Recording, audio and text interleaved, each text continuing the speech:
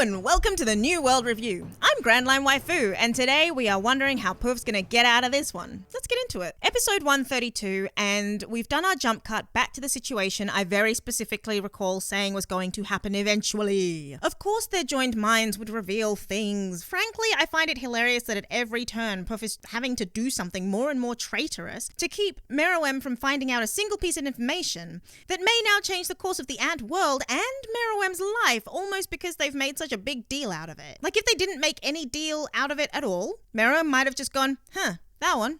Yeah, kill it. I don't care. It's human. I don't care about humans. I'ma just do it. I'ma just do it myself. Sacrifice it. I don't think Meruem would have said it like that, but I could imagine that. That Pito is dead is a convenient piece of information they don't have yet. But they soon will. They have to. Particularly since there's no one else at the scene of the crime, and the crime at the moment is gross aging and murder. Or maybe it's revenge. I'm not too sure. Pito's headless body now lies in a forest where it will probably grow, I don't know, cat grass or evil ant kitties. I'm kind of excited by that. I kind of want to see what happens when I want them to find out. Like, don't end this without them finding out Pito's actually dead. Like, that's really important to me. I need to know. I need to see those responses. Anyway, back on the memory game. Poof's goal in life is now to run around the world trying to beat Meruem to Komugi in a world where others are trying to get Komugi to other people. Komugi is still unconscious. Komugi has no idea what's happening.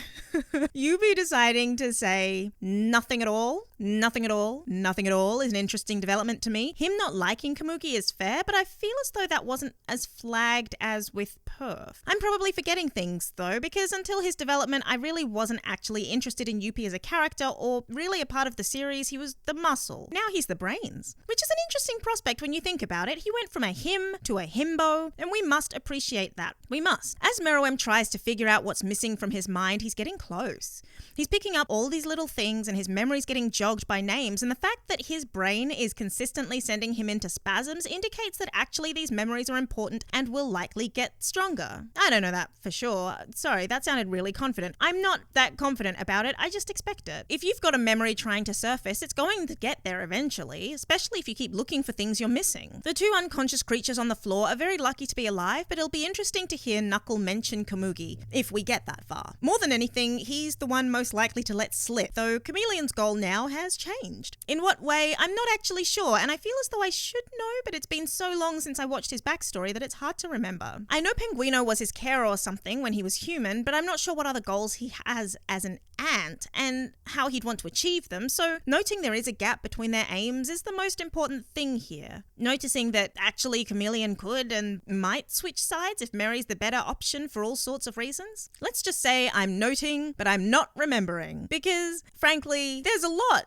to remember. I just feel like there's been a really big shift in the show to the point where I don't know what's important anymore. So I'm seeing all of this information, I'm being bombarded with all this information, but none of it seems important, or all of it seems important. That's kind of the problem at this stage, is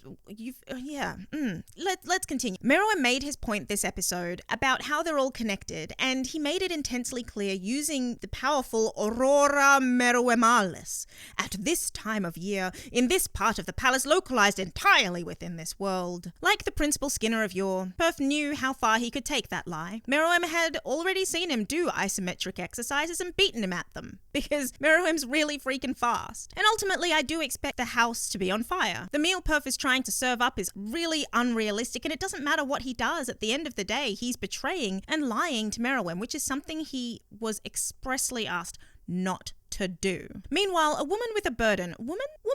Is Palm a woman? I mean, she's very much an ant woman now. What exactly did they do, and why is it that they are treating her like she's a woman, not an ant? I just don't understand. I mean, it makes sense. I just don't understand it, you know? And at this point in time, Meruem is the most powerful being in the world, except for a rapidly burning out Gon. And we only get to see a little bit of that. But did Gon shrink back to kid size? Is that what I'm seeing? It's honestly a little bit strange if that's what I saw, but in my defense, he has never-ending hair, so maybe I can be forgiven for being a little unobservant haven't. What in blazes are they thinking going back down into that abandoned warehouse? Wait, sorry, we're jumping to Octobuddy and Palm now. Like we're jumping around a lot today. Sorry. You don't go back into an abandoned warehouse. It's a stupid idea. It's absolutely ridiculous. Actually, no, really though. It's one of those, hey, yeah, everything's fine. We'll just stay here in this really centralized location where everything has happened until they leave. Oh, they're not leaving? I guess we'll be here in this fake town forever then. Let's just hope the kid stays asleep, because that would be really unfortunate if she were to just wake up and start wandering around. All in all, the episode was good for returning our heart rates to normal after the never-ending hairy man-fest gone punched Pito's head to dead.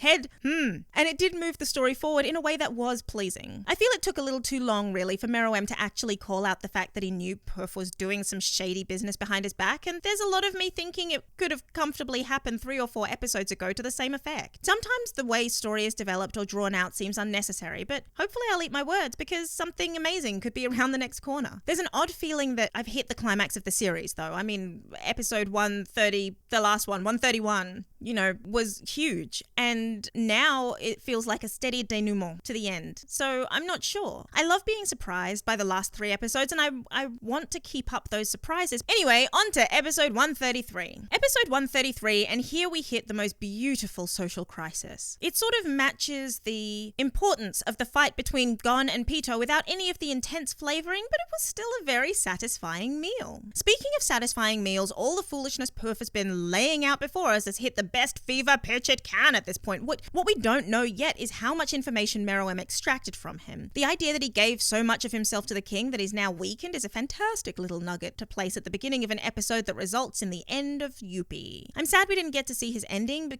to be honest, because I appreciated his character development so much. The idea that he has given so much of himself to Meruem that there's nothing left for him to use to defend with is brilliant. And in retrospect, it shows us that both of their narrative climaxes were when they were narratively climaxing after the bomb. The idea that they gave of themselves so much but couldn't give of themselves is wonderful, and I still feel as though I was cheated of something despite knowing what and how Welfin's abilities work. I want to know what he thought at death. I want to know what he dreamed or hoped would become of the situation. I want to know his observations, but the thing is, at the end of it all, Yuppie was gone. He was all intent and no subtext, and so what would there have been to gain from seeing it anyway? I don't know. I really like Welfin. He gets a little bit of redemption, but I'm still conflicted by all of that, What I did love was all the little ways Puff could have learned that Pito was dead. All of the environment shifts, he really just had to look. And a big point of this episode was environment shifting. Where before it was about ants being one contingent, we then shifted to this hierarchy of them. Then we shifted to the traitorous ones, and now we've shifted to an environment in which ants who die are those worth squishing. The ones who need to be killed because they don't have that messy humanity Palm describes, they're the ones that become the new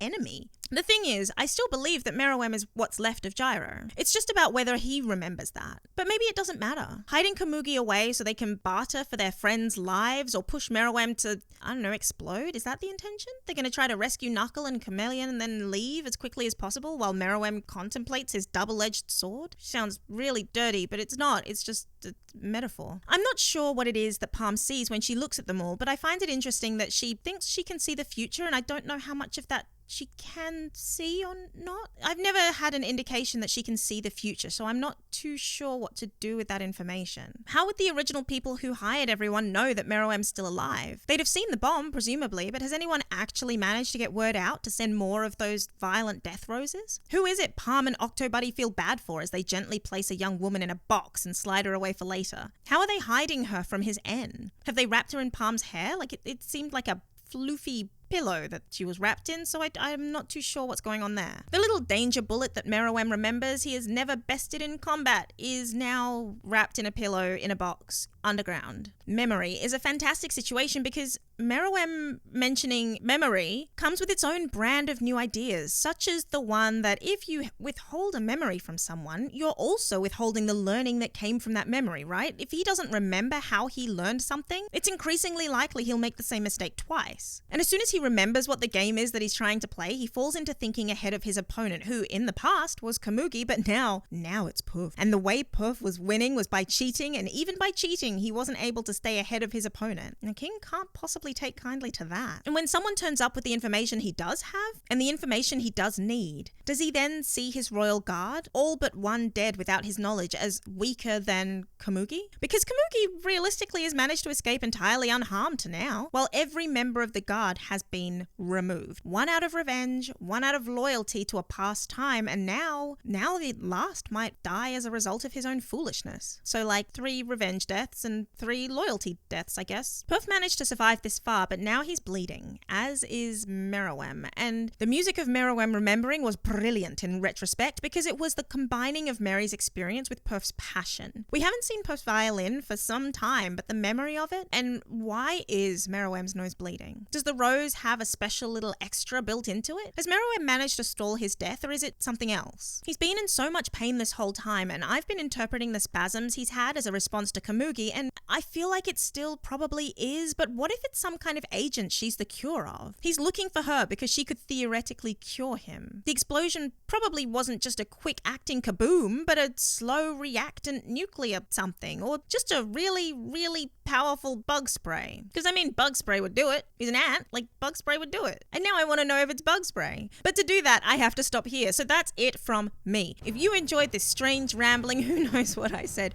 click here, here, and here. Get something to eat, hydrate, take a serious nap, and I'll see you next time.